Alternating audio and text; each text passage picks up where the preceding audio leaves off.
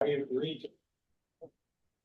Okay, maybe you can say that again because recording just started. Okay, I to repeat. My name is Reg Dunkley and I'm going to be your host this evening. So watch out. Do we have any new members here? Yeah. Hi, I'm online. My name is Ben Spiller, and I have been. I was given a membership for my birthday for my daughter, or for Christmas for my daughter, and so I'm looking forward to it Excellent. Well, online. Yeah, and I have been watching Clandestine Light on the repeats that Joe Carr does on YouTube. So thank you for those. So I've watched a number of them. So appreciate that. so do you have an active interest in astronomy? Is that? Yeah, just an interest that I've had a lifelong. Always enjoyed the stars, and I kind of try and watch everything I can on TV on YouTube about it. So it's definitely just a passive hobby. Okay, well, great. Well, thanks so much for joining us, Ben. And we hope to see you either on the Zoom or in the room with Viva Pops and everything real soon. Okay? I'll Ben, I'll bring some cookies, but for a different reason. Ben, did you say your name is Ben Stiller, the famous movie star? It's Spiller it's a P instead of a T. I'm older than him, so he stole it from me. Okay. Well, what we have tonight up so far is Natasha is going to have a short item to begin with, and then Marjie kindly volunteered to relay the news from the center of the universe, message from Lauri Roche. And Lauri can't be here tonight because there's a meeting up at the CU, center of the universe. David Lee is going to provide an update to the VCO. And Chris Gainor, I approached him to see if he wanted to update us on any aerospace news. And I don't see many of the astro imagers on tonight, so perhaps they will show on. I see Ron Fisher is joining us now, so maybe he will have something. Unfortunately for you, I have a presentation, and is on how astronomers can make the most of weather information. So this is going to be a little bit later, and it's going to be a bit of a core down. So I hope you're going to take notes, and by the end of it, you'll be professional meteorologists. Okay. Don't let out the secrets, Reg. So let us start with Natasha. Please go ahead. Okay, good evening, everyone. I'm just going to quickly share my screen, if I may. Yeah, so I listen every week to this program on BBC called Private Passions. It's been going since 1995, and it's featuring some well-known person who is sharing their favorite music. And the host also, explores their background and draws them out in interesting ways. So yesterday was Davos Sobel, and it was really, really good. I'm going to paste the link both to the homepage of Private Passions and the podcast with Dava. So I'm sure everyone there knows about Dava, but she's the author of, amongst other things, author of Longitude, Galileo's Daughter, The Glass Universe, The Planets, Marie Curie. She's got an asteroid named after her. She's a wonderful speaker, very passionate, and she's from the Bronx. Has a lovely way of speaking. So yeah, it's certainly, if you like music, and most of her choices are classical pieces, not all, but most of them are. So the idea is it's a marriage of music and talking with interesting people. Okay, so that's all I wanted to do, and I will stop sharing. That's great, Natasha. I wasn't aware of that program on the BBC. Is it on BBC Sounds? Can you get it on? Yes, yes, that's right, exactly. Yeah, there? BBC Radio 3 every Sunday. Okay, excellent. Thanks so much for that. Margie, have you any information? It's Shaunik. May I just add to what Natasha just said? Just a reminder that Dava Sobel did the intro to the Moon book as well.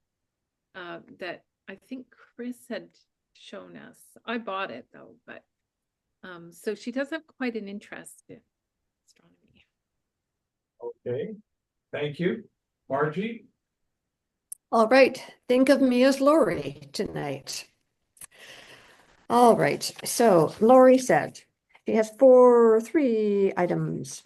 Number one, the FDAO is having its games night on Saturday, January 25th. That's this coming Saturday, starting at 6:30.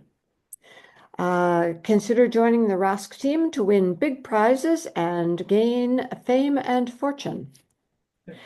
We always need volunteers to help at the welcome desk, chat to visitors in the gallery, and help with telescopes out on the deck or parking lot.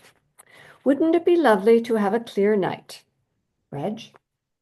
If you are not already registered as a volunteer, email Amy Rawson at Rawson, RAWSON, at centeroftheuniverse.org to get your name on the list. Number two, the annual dinner is February 24th, that's a Monday, at the 4 Mile Pub. Save the date. The letter to members will be out very shortly with all the information you need. Watch your email sometime this week. Good food, good conversation, and a chance to honor our members. Contact me to sign up. Me, that's me. Not Lauri. It's not Lauri, it's me. Margie. Margie, me. Yes, okay. Number three.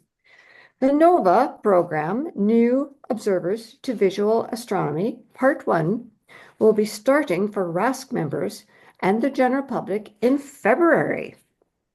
This course is aimed at observers new to astronomy who want to learn the basics, to be comfortable with looking at the sky, and to use simple equipment.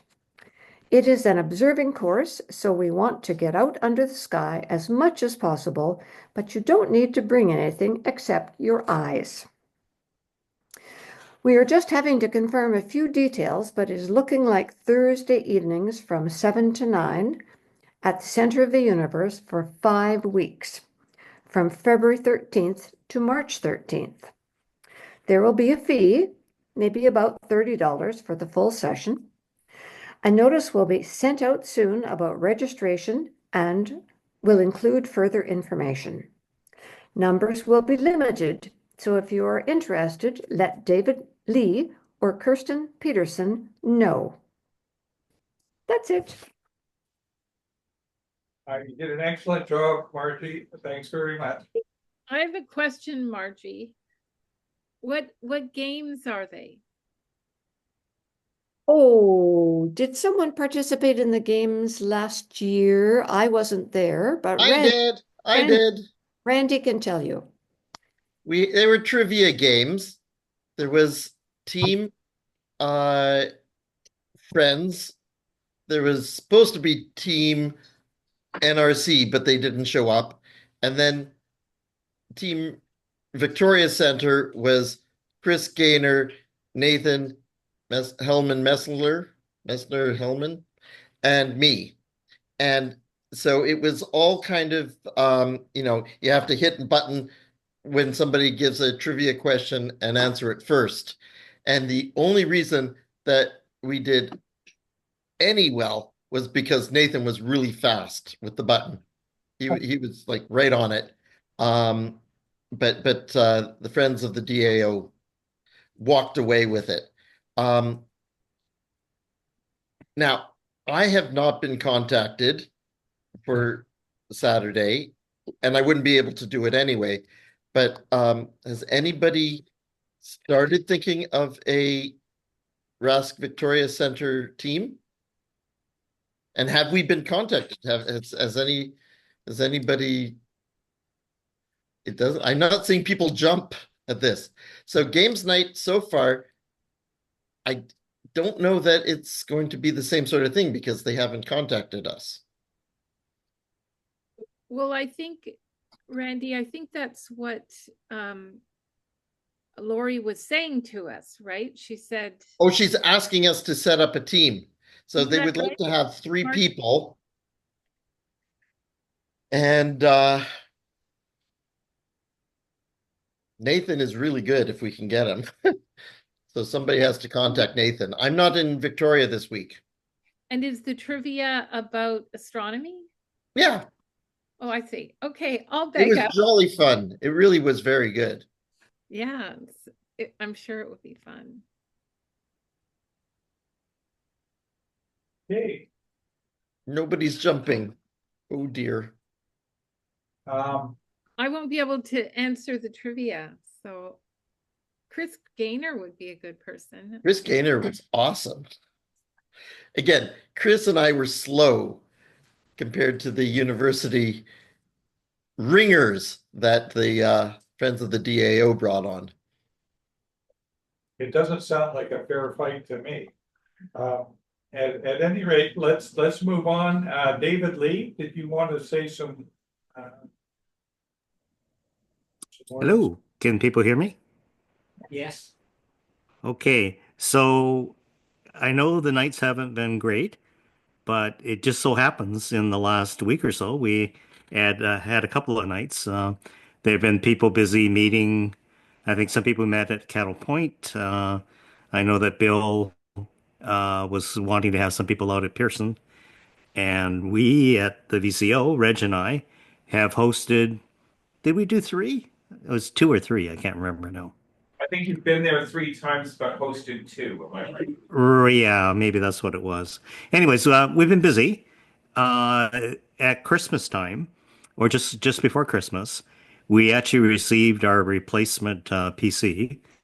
So I don't know if people know the story, but our our computer that runs our mount unceremoniously died. Uh, I think sometime in October or November. Maybe it was in November or something like that. Anyways, thank you to council. We rapidly purchased a new machine, which I think is a lot better than what we had.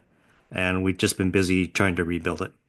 Uh, I've been a little bit maybe over optimistic, but we are doing well and we're not far away from having everything complete. And in fact, the number of times that we've had people up, we've actually used the mount to point to, of all things, planets. So we looked at various planets over the last couple of nights. And actually, one night when we had everything completed, we were a little bit disheartened by some pieces of the rig, but Reg actually encouraged me to use the Takahashi. So I'm just going to share something with you.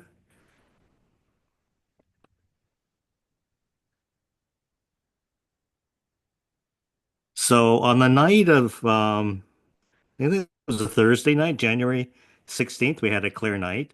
And I don't know if very many people know, and I don't know how much I can really tell you, but I'm working on a citizen science project where I'm actually photographing the moon. And I'm actually doing this with a counterpart in the UK. And we're supposed to be assembling these images into some type of format that will allow us to see greater depth on the moon. So I can't really say much more than that. We're really kind of at an experimental stage. We're both using very similar equipment. I'll just advance this for you.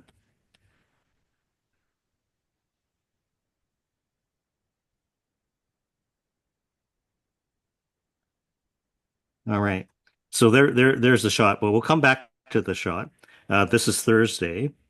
And as I was saying, there's a fellow in the UK that is actually, we're following each other.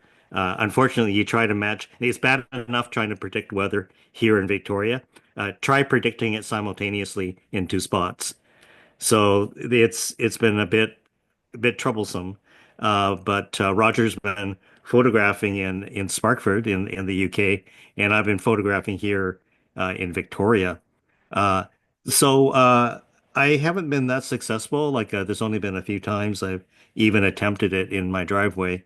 Um, but there's always been clouds and of course, being the optimistic astronomer, I've always said, well, even if it's cloudy, you should try. And I did one night actually when it was supposed to be cloudy, and I managed to get a shot, not this shot, but another shot with my own rig. So the opportunity came up. We have a beautiful refractor, Takahashi TOA 130, and I just got a new camera this at the end of the year. I bought this ASI 533. And what's kind of interesting about the camera is even though it's not a traditional format, like a rectangular format, it's actually a square. Well, a square is actually perfect if you're going to photograph the whole moon. So yeah, there's no waste on the edges. You're throwing that away anyways when you're photographing the moon or the sun. So this is an ideal camera for that. And the other thing that's really nice is it runs full frame, 3000 by 3000 pixels at 20 frames per second. So it's very, very fast. So the thing is with lunar and solar photography, the atmosphere it works against you.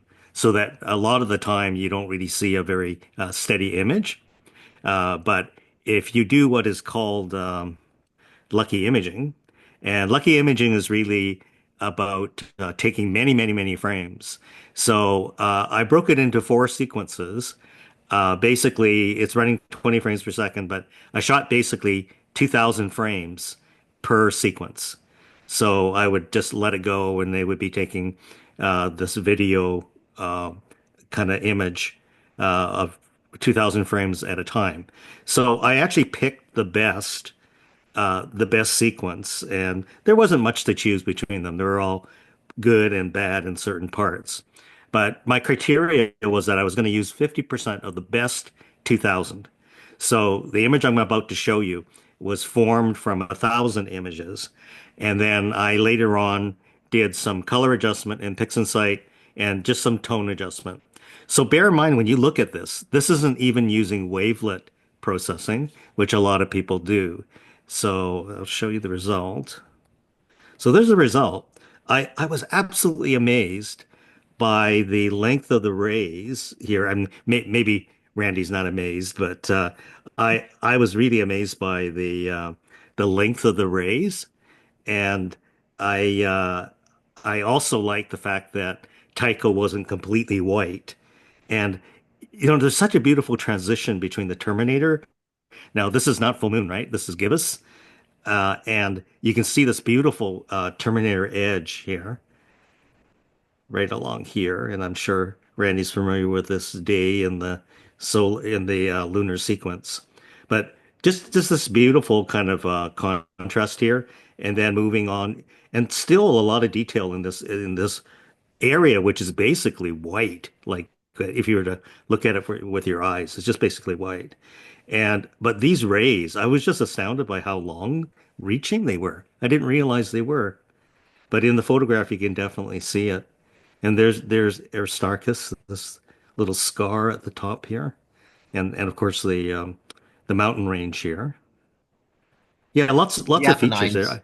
I don't know. Do you want to comment, Randy? Or Well, first of all, the photo is fantastic.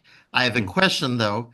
Are you working with this fellow in England to take pictures at precisely the same time? More or less, more or less, yes. That is really exciting. I've been Yeah. wondering about Parallax doing that, but Oh, okay. you can So only I'm do gonna let that. I'm gonna let the cat out of the bag. I mean, I don't know. This is actually Montreal's center's project, not mine to speak of. I'm kind of like a contract astronomer as part of the citizen science, but the attempt will be made to merge the two images and get basically a 3D image, right?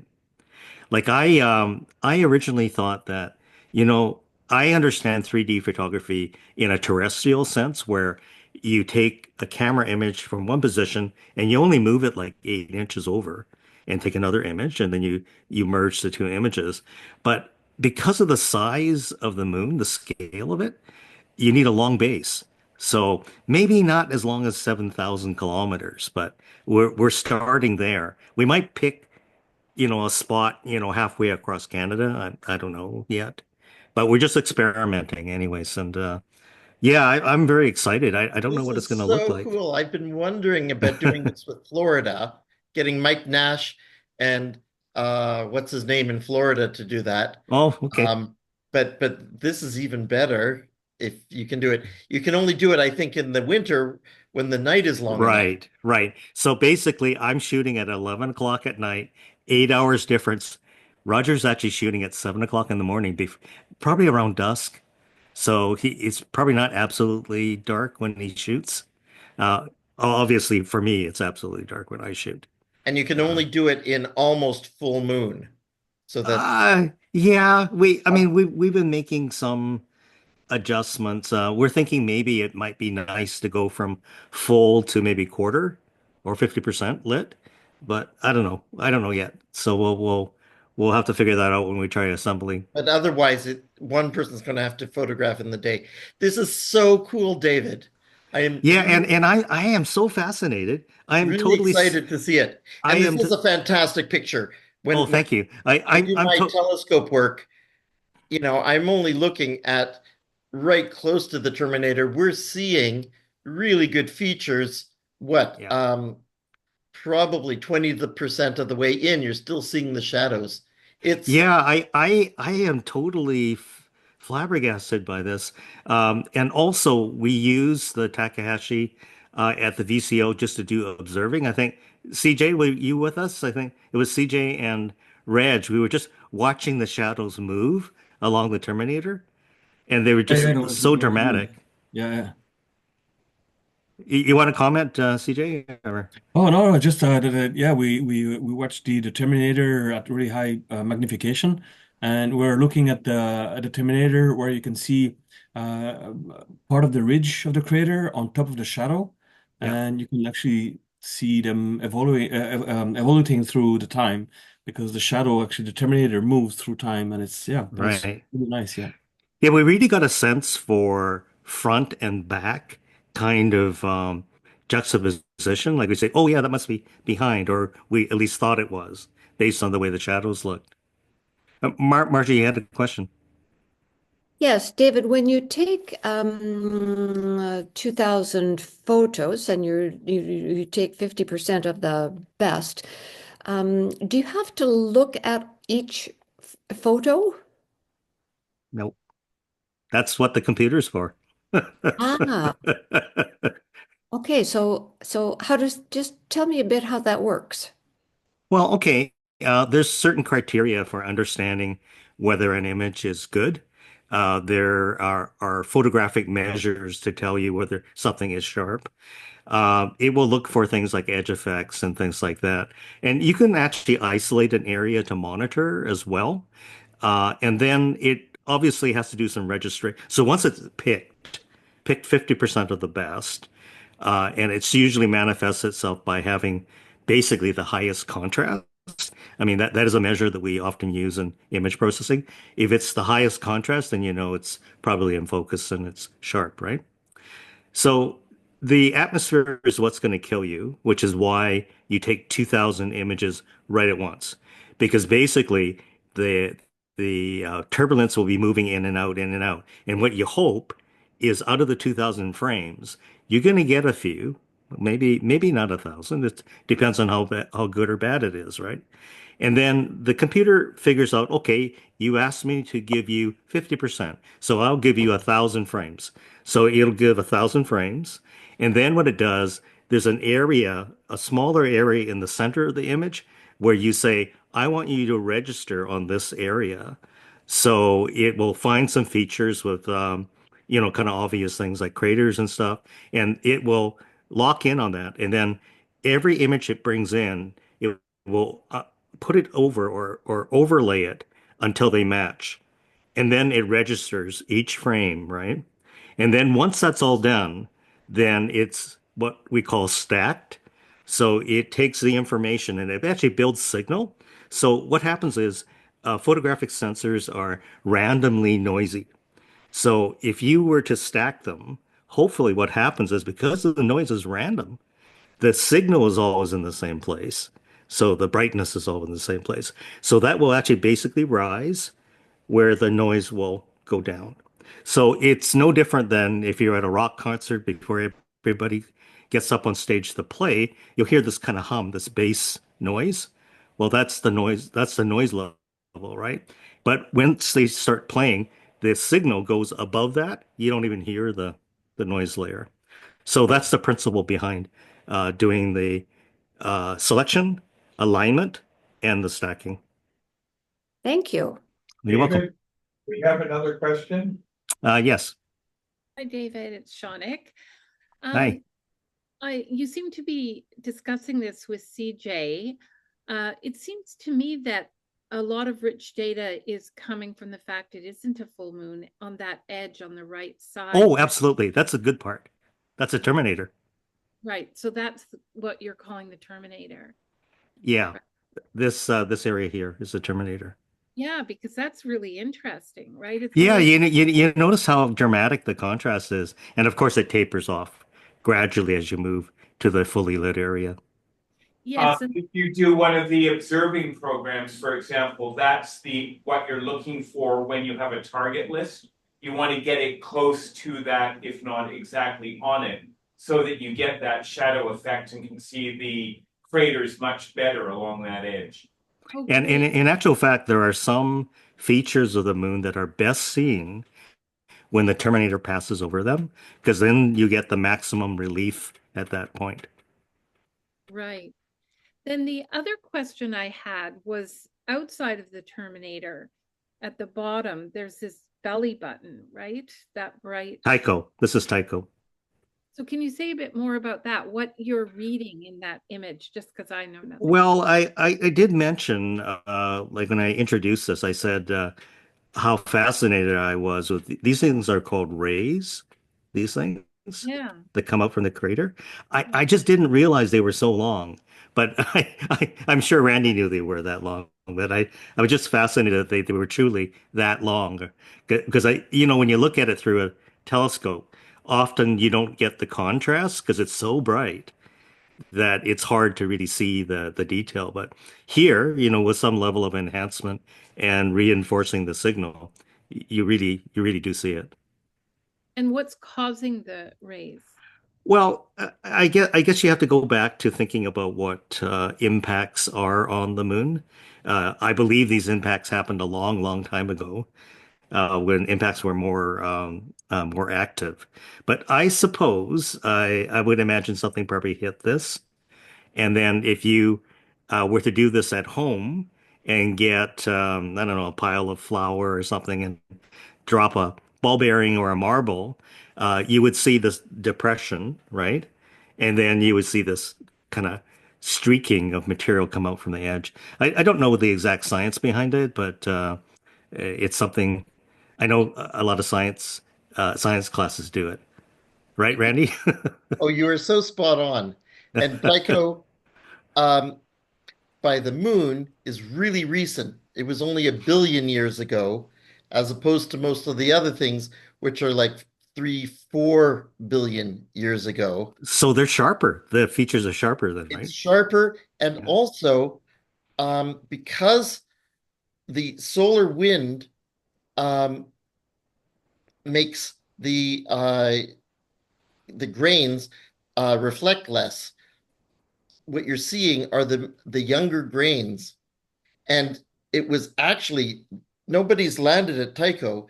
It was one of the later missions of Apollo where they got some of that. It's called ejecta, one of the ejecta rays up to the northeast, where they were able to date that, and that's why they know it's 1 billion years old.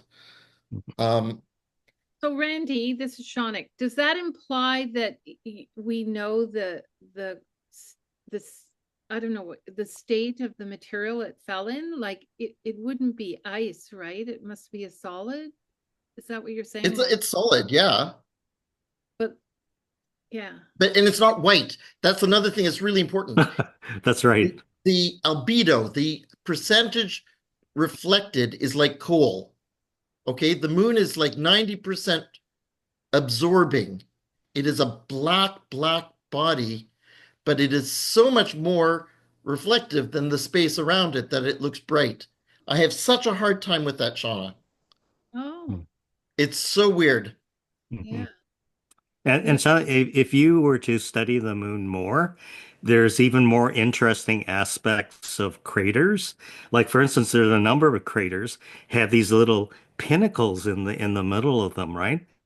And again, if you think about I guess the mechanics or the physics of things hitting things, uh, you will often see when a crater is formed, you'll see the rim is quite ruffled, the edges of the crater quite ruffled, and then in the middle, you'll see what looks like probably like another impact, which causes these spires to appear. So you'll have a crater. And again, the rough edge of the crater is often demonstrated by shadows. So when the Terminator comes along, you almost see the sawtooth effect on the crater floor. And then not only that, the crater floor will have pinnacles coming up from them. There's quite a number of craters that look like that. Great. Thanks. David, some of my moon research says that the surface of the moon looks like worn asphalt. Yeah, yeah.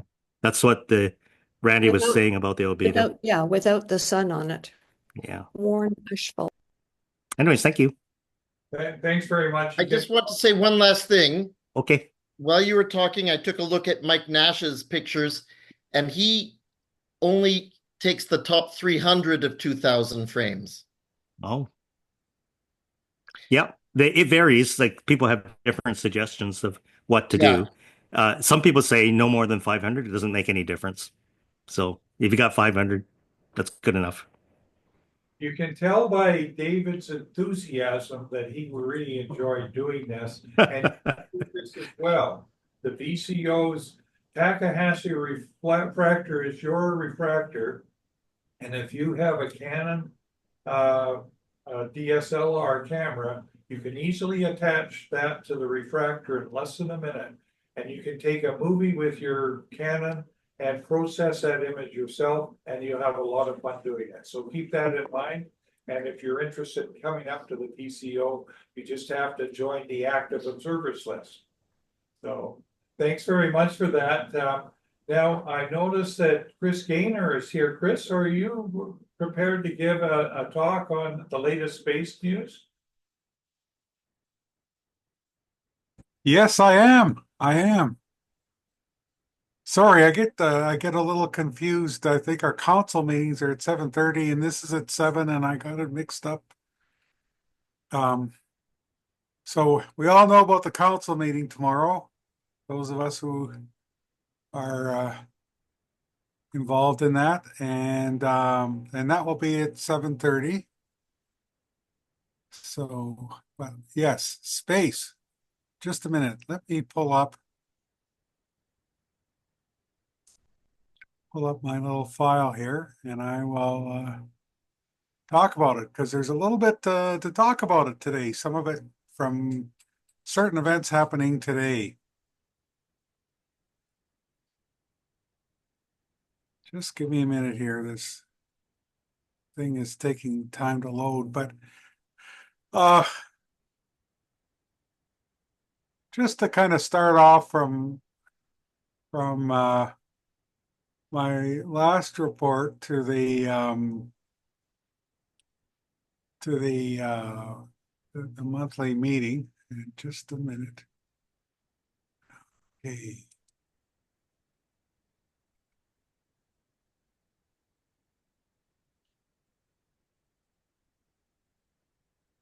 Okay.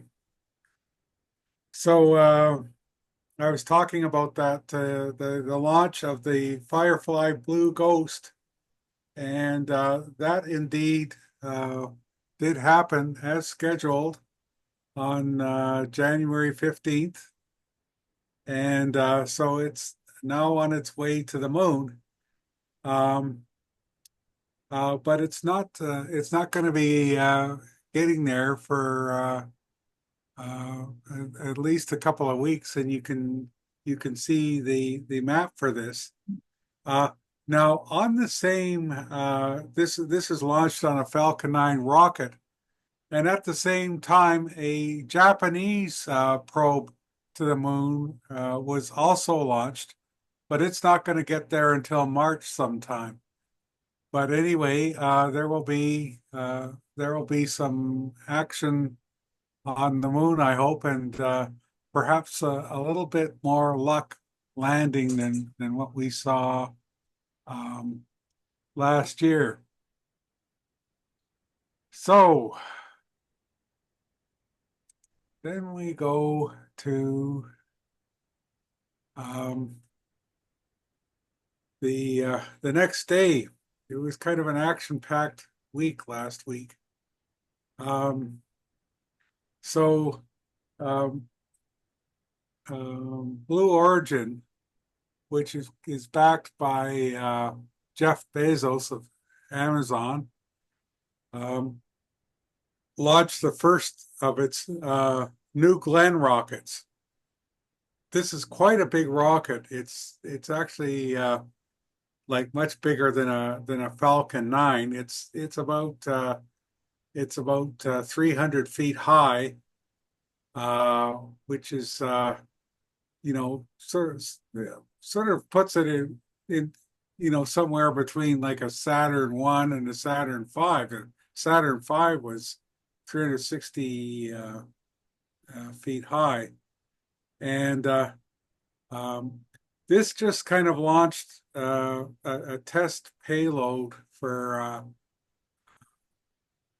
Blue Origin, and so this launch was successful. Now the plan is that they want to land the first stage on a ship, the way SpaceX does with the Falcon 9.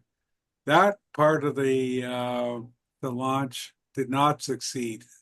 The first stage actually made it most of the way down to the sea, but there was some problem, and so it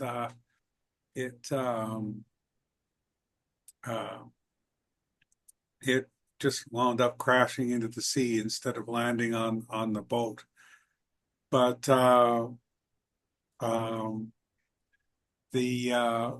folks at Blue Origin were not actually completely confident that it was going to work on the first try. And with the Falcon 9, they had to try a number of times before they were able to stick those landings. So then a number of hours later, SpaceX launched the 7th of its Starship vehicles. They have a launch site on the coast of Texas, and the previous ones have had varying degrees of success.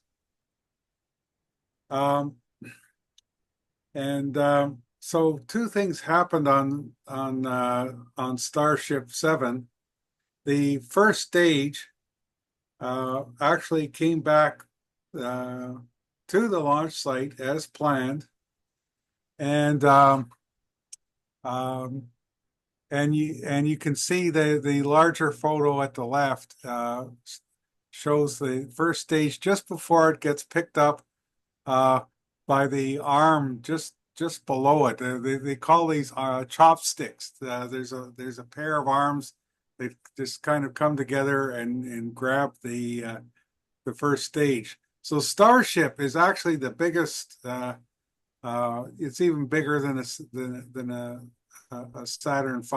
It is a very, very large vehicle, and it's key to the plans of SpaceX. Now, the the upper stage is actually also contains a big area for cargo, and will in the future contain a cabin for astronauts and things like that. So and the first 6 Starship launches had used a type of upper stage, and then this one was a larger one. And what happened is that it failed. It exploded over the Caribbean on the way to orbit, and you can see you can see the photo here of what happened when its parts started re-entering the Earth's atmosphere. So after some time, Elon Musk tweeted that it was, or X, whatever you want to call it, that some fuel had gotten into another part of the rocket and exploded, which meant they lost the ship. But the regulatory authorities in the United States have put the kibosh on further launches until there's more information about why this happened. Now, this is also something of a setback for the United States plan to go to the moon, because the upper stage part of the Starship is supposed to be the craft that will be sent to the moon and will land on the moon with astronauts in Artemis 3, and theoretically with future Artemis spacecraft. So and this part hasn't been commented on, but I think that's kind of an important development, and they have to start or they have to get that sorted out. The previous flights of the Starship, what they've usually done is done something a little short of a full orbit of the Earth, which is roughly the plan this time, and then just let the upper stage fall into the ocean. And I think they're going to have to get a little better than that before we can have confidence that they can send this thing to the moon and land there. And I should have thrown in a picture of what it's supposed to look like when it lands on the moon. You can see in that the crest at the bottom right, the upper part of the Starship there is the upper stage that in future time is supposed to go to the moon, and it's just supposed to land on its tail, like one of these 1950s sci-fi flicks. So it's it's going to have to be ready for that. So anyway, Musk claims that there won't be too long before the next Starship goes, but we'll have to see. But of course, as we know, the federal government in the United States is now fairly friendly to him, and we had a bit more evidence of that today. So I'm going to talk a little bit about what happened today. As we know, Donald Trump was inaugurated, and last year during the election campaign, Elon Musk literally spent millions of dollars to support Trump and put a huge personal effort into that. And then since the election has spent a lot of time with Donald Trump. And so today, Musk was sitting just behind Trump's family. I think you can see in that photo under his tweet today, you can see Barron Trump, the president's son. So there's a section in Trump's speech today where he talks about how everything is going to be great and wonderful in the United States and everything will be getting better. And he says, and we will pursue our manifest destiny into the stars, launching American astronauts to plant the stars and stripes on the planet Mars. So, Elon Musk, of course, wants to take the starships beyond the moon and get them to Mars. So how this is all going to happen kind of remains to be seen. Musk has his own plans with SpaceX, and regardless of what you think of him, he's done some amazing things at SpaceX. But one area in which he has always had a bit of a problem is keeping to schedules or promises that he makes on the timing of things. So we will see how that goes. But then there's also the question of the Artemis program. Now, I just in the last slide raised a bit of a question about that. So right now, the plan for Artemis is to launch Artemis 2 early next year with a crew of 4 astronauts, one of them Canadian, to basically take a mission around the moon, comparable, but not entirely with, say, an Apollo 8 type mission.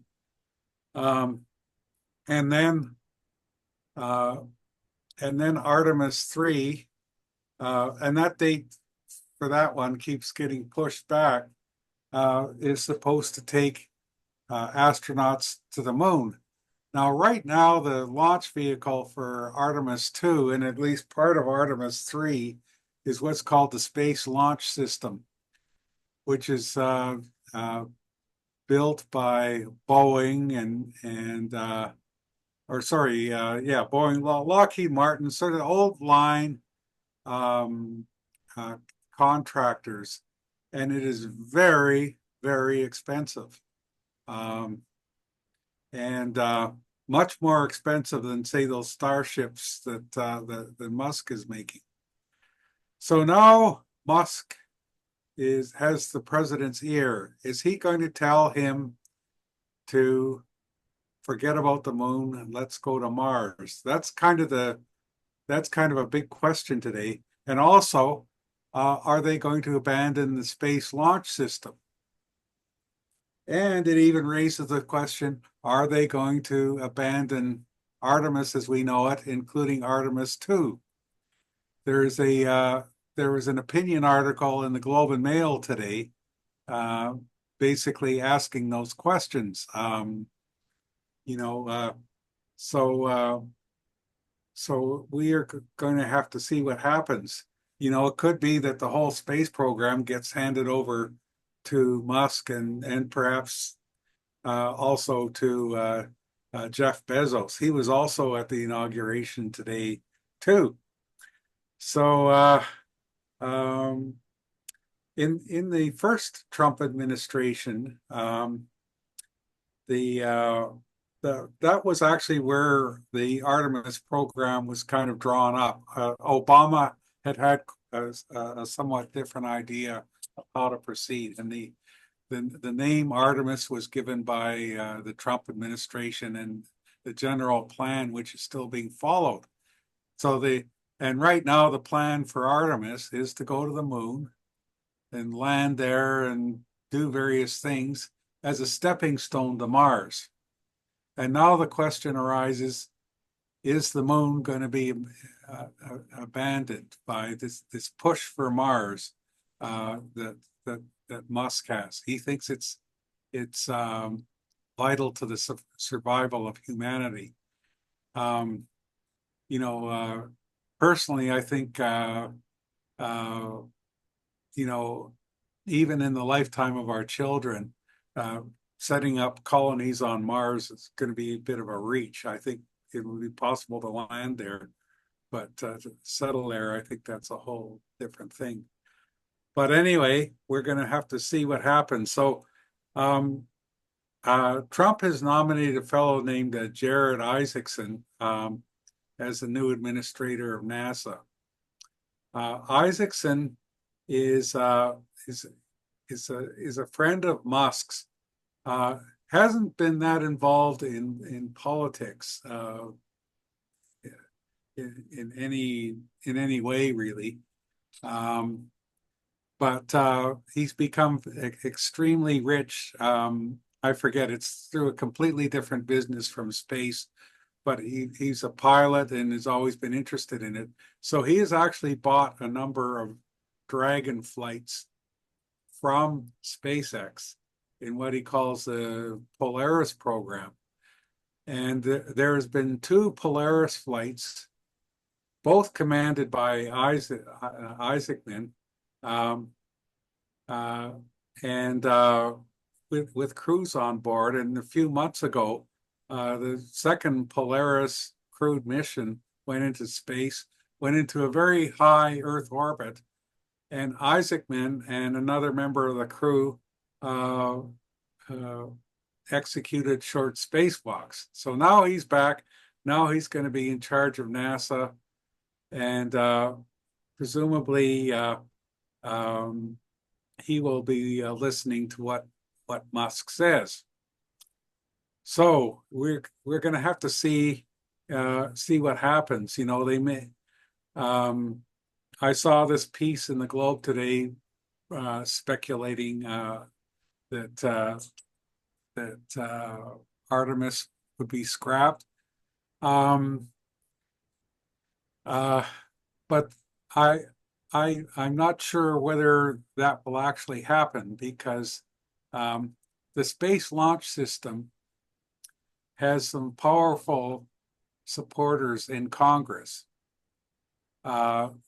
Many of them of the Republican persuasion.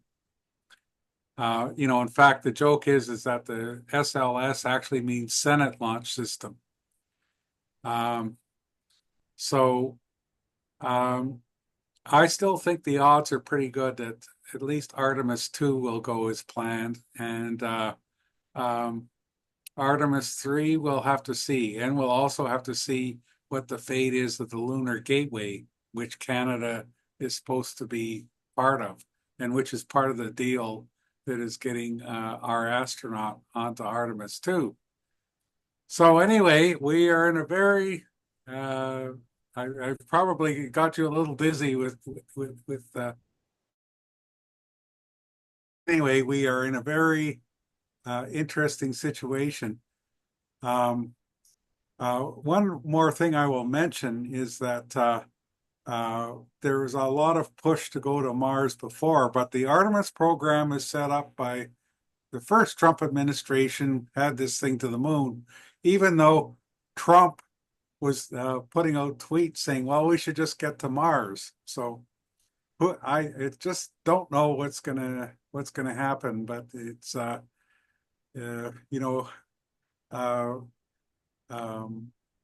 in addition to all the more earthbound stuff that's been announced today that I won't get into, we are in for interesting times in space too. So, Marjie, you have a question. Yes, Chris, in doing some research about the moon, I recently discovered that there is an outer space treaty which was signed in 1967 with That's 100. right. Yes, could you just, there are 109 nations and then 23 more associated with it, maybe more now. Could you just speak a little bit about that? Okay, yes, the Outer Space Treaty, yeah, it was signed in 1967, and it's kind of the basis for whatever law there is in space. And it and there's also a couple of other treaties, like there's one for the rescue and recovery of astronauts. Say an astronaut from Russia landed in in Fernwood or something, we'd have to send it back to Russia. But things like that. But the space treaty sets out some basic principles. For example, it's against placing weapons of mass destruction in space. It also sets out that spacecraft that are launched in one place and land in another, whether there's people on board or not, should be sent to the place that they originated with. And for example, if there's an accident that causes damage, the launching country would be responsible for that. And that was invoked. People might remember that in the late 70s, a Russian satellite that was nuclear powered landed in the Northwest Territories, and it spilled nuclear fuel all over the place, which costs a lot of money to clean up, and the Russians compensated us for that.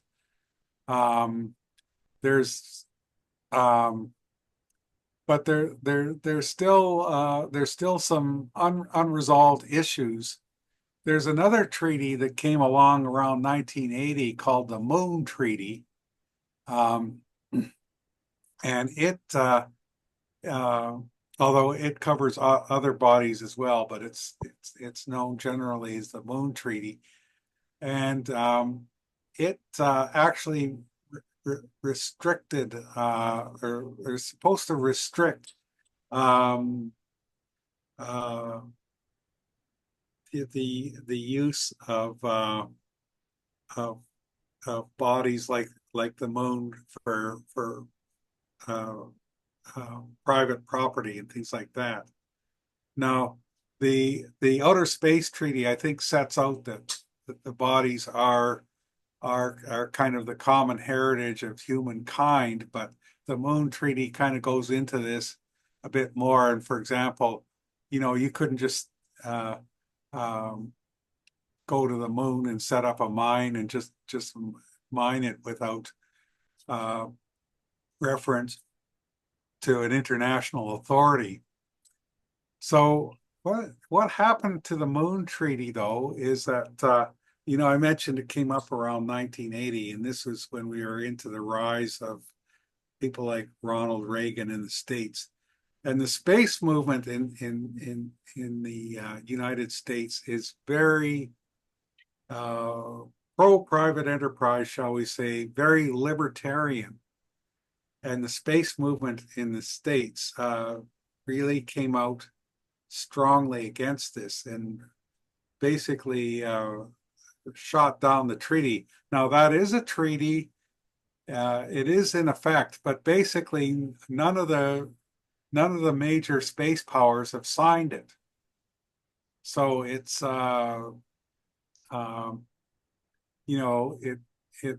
it effectively doesn't have a great deal of effect. And there's been various laws passed in the United States calling for exploitation of the moon and asteroids and various other things. So space law is in a bit of a mess.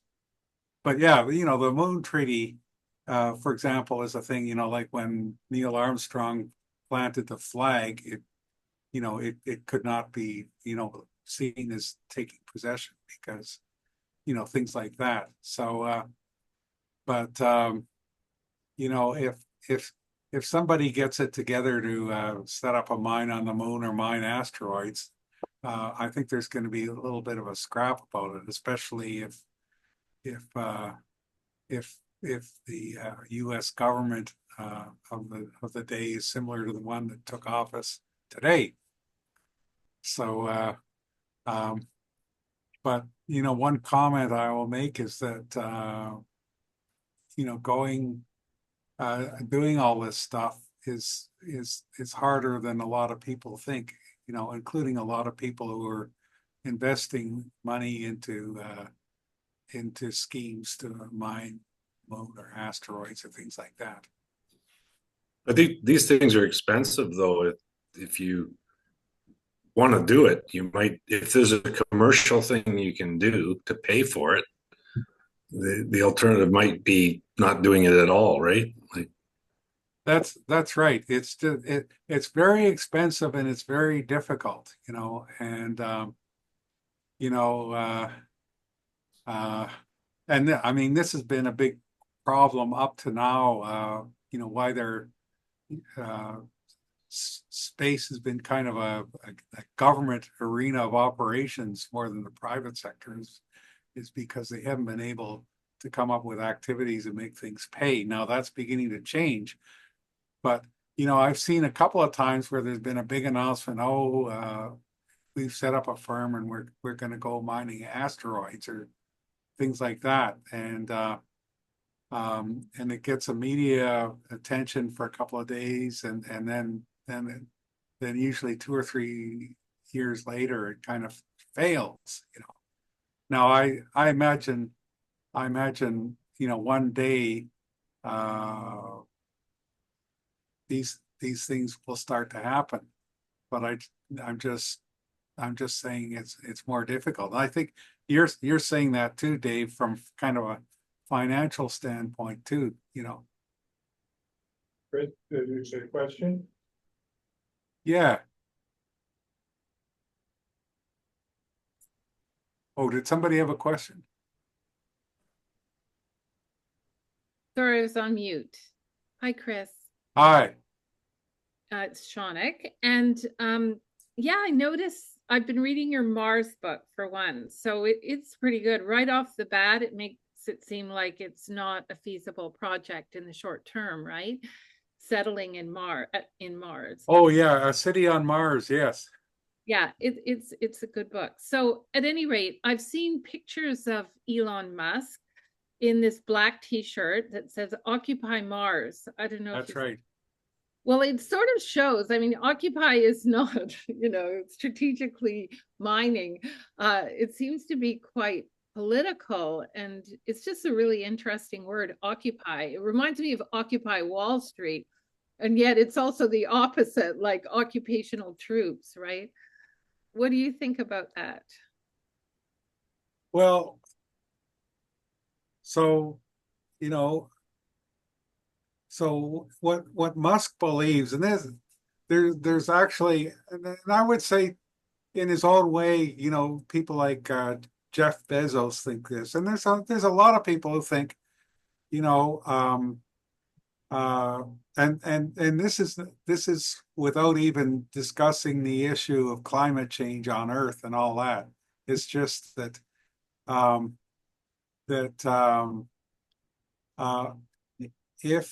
if humanity is restricted to staying on Earth, one day something is going to happen that will leave us extinct, and therefore we need another place to live, kind of a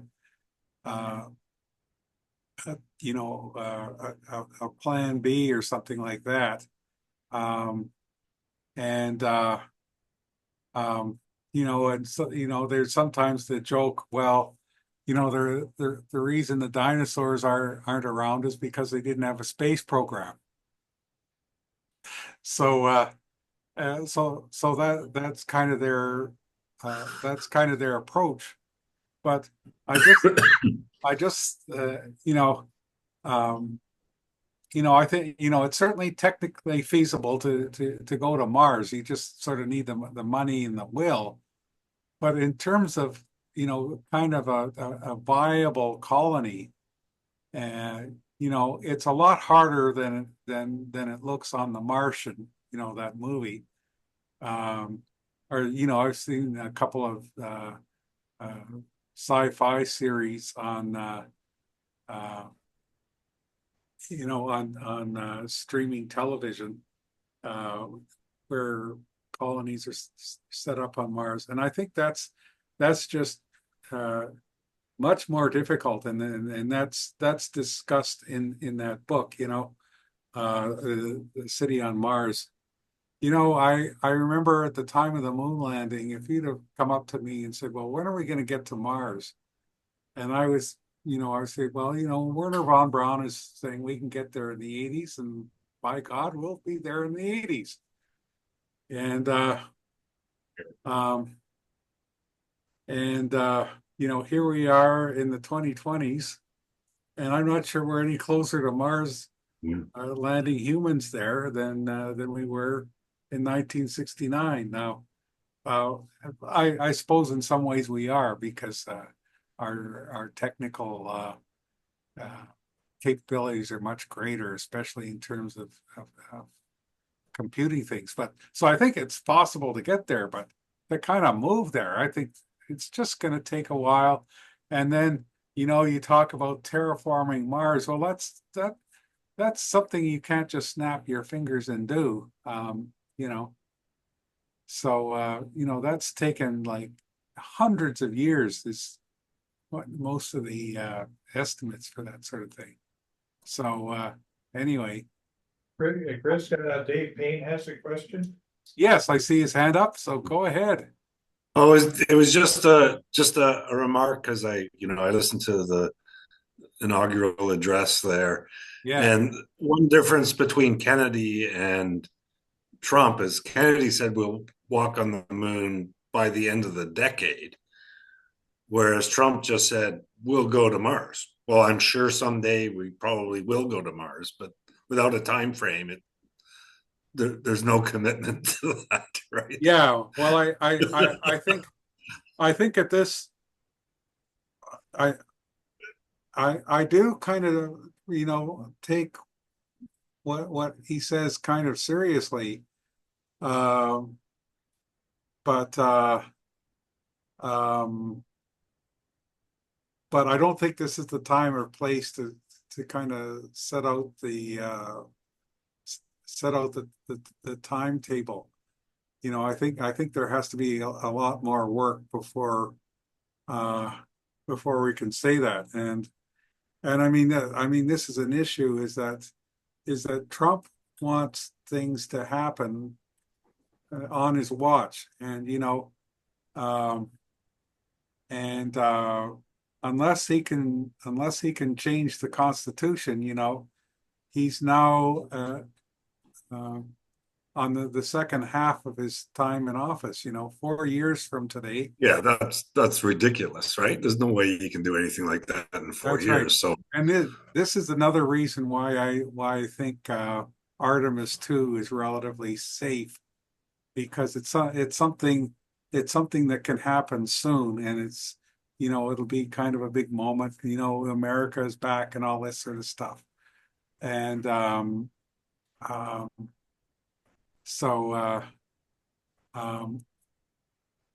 because I think it would be a bit of they have the rocket for Artemis 2 pretty well ready anyway. So why not use it? They've spent incredible amounts of money on it. So it's going to be interesting to see how that all turns out.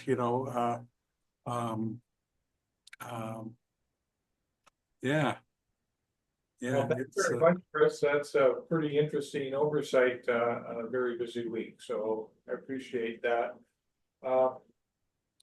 We've got a couple of astrophotographers joined us here, Dave Payne and Ron Fisher. And I was wondering, there was some clear skies. Did you guys bag any photons and produce any images? Go ahead. I posted one today. I'm not terribly proud of it. We haven't had any clear weather, but I did manage in between clouds on the 17th and 18th to get about 4 hours of the Orion Nebula, and I decided like I only had 2 hours of sulfur in narrowband and a little bit, so I had to double some of them up so I could run it through PixInsight. But if I can just show you that one, Please go ahead, Ron. I think it's right here. This one here. So that's the Orion Nebula in narrowband. And I just learned today from David Lee that this is called the Running Man Nebula here. And so this was done with only 4 hours. I was really hoping to shoot about 30 hours. So it's a work in progress. It looks really nice. And that's all I've managed in the last 6 or 8 weeks. It's been pretty cloudy up in Qualicum Beach. Well, thanks very much, Ron.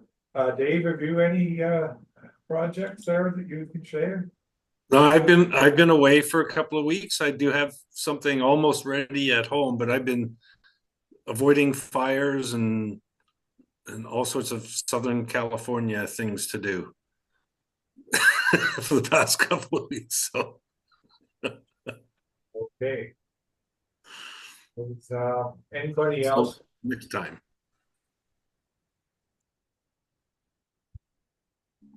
I got some pictures of planets over the last week and a half. Do you want to see that? Yes, please. Okay. I'll put my screen the right way. Let's see, share.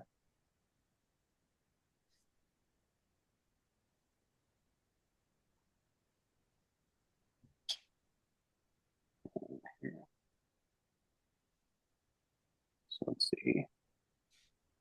So I got Jupiter. So does it look blurry? Can you see that? Yeah, great. So yeah, I got the planet parade, I guess they're calling it, or the Mars. But I ended up putting it into a like a composition where you can see it like that. So I did the best I could. Saturn is pretty low on the horizon.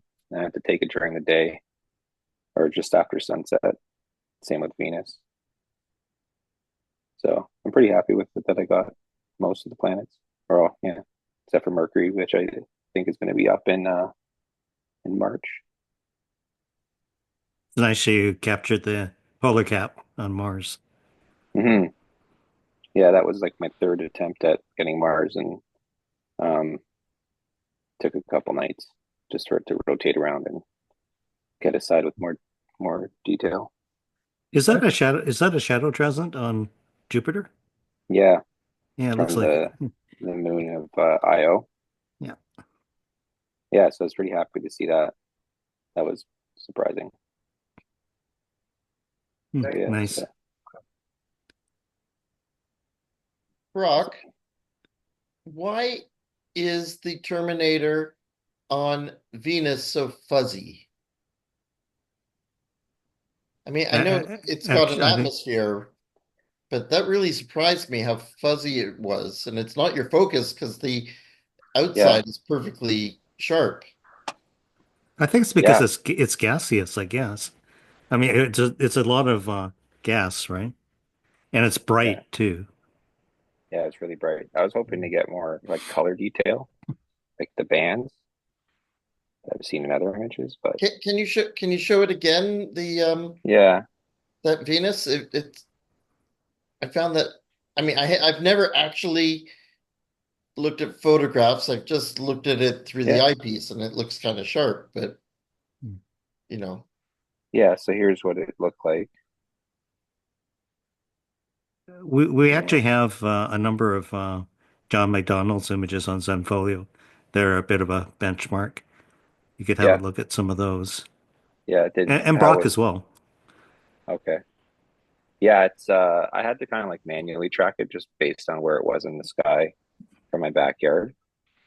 So I just had to use like the hand controller and keep like And is getting that it into stacked or is that a single image? that stacked. Yeah. So Does anybody else have experience with Venus? Yeah, not that big though. I mean, like I think the best I've seen, at least in our group, is probably John's. John's actually did a series where he nested them together. Yeah, and so you don't actually see that about the detail because there's so many Right. others. yeah, so I did it again. Let me see if I have it back in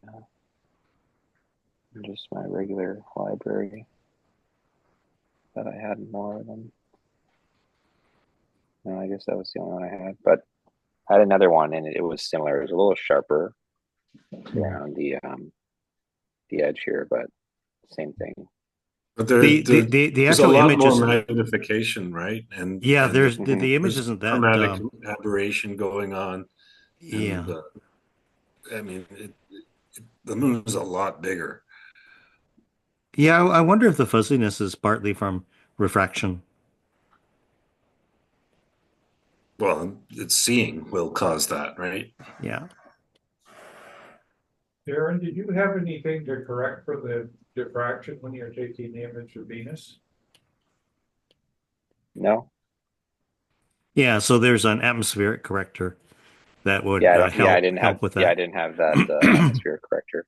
I saw that after in someone else's image when they posted it, and I was like, "What's this device that they're talking about?" Well, we But looked last night at the VCO through a Takahashi. It was very strong colors of blue on one side and red on the other. It was very low on the horizon. So. If I can jump in here for a sec, Joe Carr just posted that that Brock posted 4 pictures of planets, and I've just looked them up. So if I just share for a sec.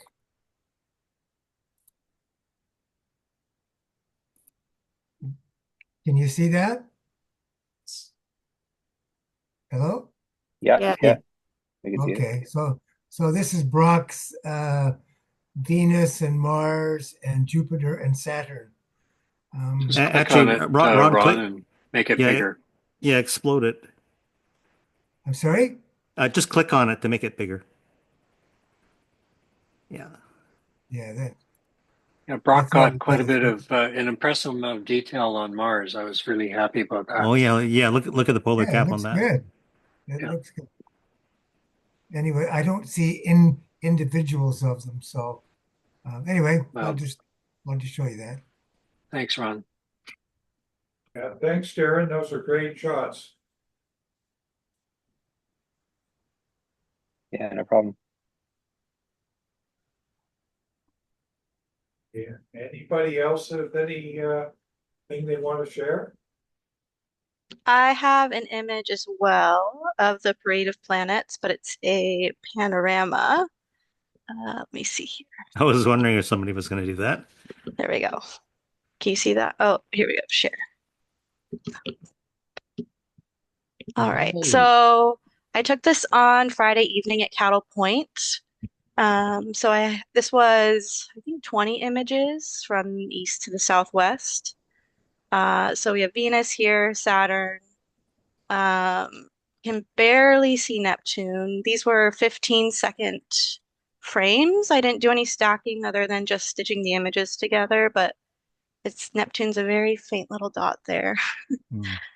And then Uranus, I wasn't able to get in the frame, although I expect it would have just been a very dim point like Neptune. And then we have Jupiter and Mars over here, and Orion sitting in the middle there nicely. Yeah, that was a really pretty stack of Castor, Pollux, and Mars.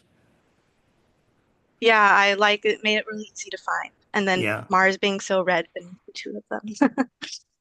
Very nice. That's beautiful. Yeah, excellent. And lovely with the Venus and Saturn so close. Yes, I like that a lot. How many people actually got to see it? I mean, it was available quite a number of nights. Everybody's nodding.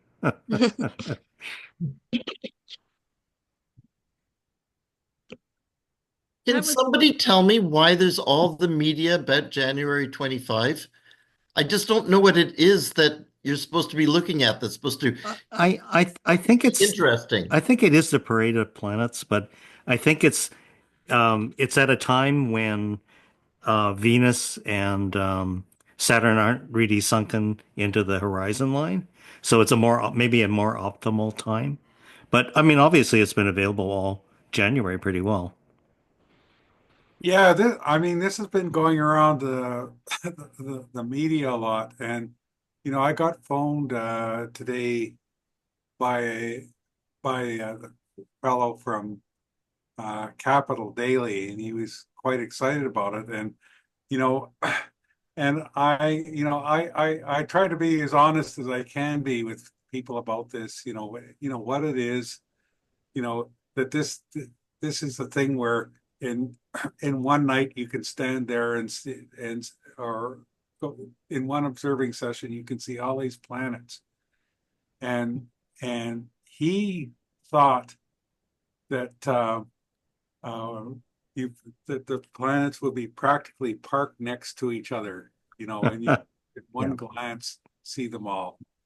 So he was kind of let down when I said that, and I'm going to be curious to see what that story comes out as, But this is it's sort of the same thing as the supermoon phenomenon, and it's people. Oh, this is space. It's really cool. I don't know that much about it, but this looks really cool, so let's go with it. And there's just kind of that going on, and it it creates something of a dilemma for people like us, when we get phoned up by the media about what to say about it, because we want to they pick a day and say this is an event. They try to sort of create an event and some excitement around it. So they just pick a day, completely ignoring the fact that these planets are up there all the time, and there's several days where they will be optimal. So yes, yeah, and there's that whole thing. They think, like they say, some people, I've seen some accounts, they're talking about tomorrow's the big night, and then I've seen other things that Friday is the night. Yeah. And they sort of think, well, they're like, one of the questions I got today was, why is it so good tomorrow night? And it's sort of like, a planet goes zipping up and then turns on the brakes, to be in place for this. And and you sort of say, well, the planets are just kind of moving in their usual way, and the only thing that kind of moves relatively fast to them is the moon. When the moon is involved, of course, it can cover a lot of real estate from one night to the other. Only 4 more nights sleeps to the parade of the planets. Well, at least we don't get that internet claim about the Mars being as large as the moon in August, which was that was really something, that one. Based on 2003 close opposition. Of course, it wasn't anywhere near as large, but for years afterwards, every August there was a claim that Mars was as big as the moon, even though it wasn't even visible necessarily. So this is better than that. We've advanced. Okay. Well, very good. Is there anyone else with anything bad? All right. Well, I'd like to thank all the presenters tonight. I enjoyed hearing that everybody's tales. And our next activity, I guess there's a council meeting tomorrow night. and the games night at the Center of the Universe on Saturday. And then there's Astro Cafe next Monday. So thanks everybody for joining us, and we'll see you again. And at the place here, we're gonna eat some Viva Puffs and party on. So good night all. Good night. Good night. Good night.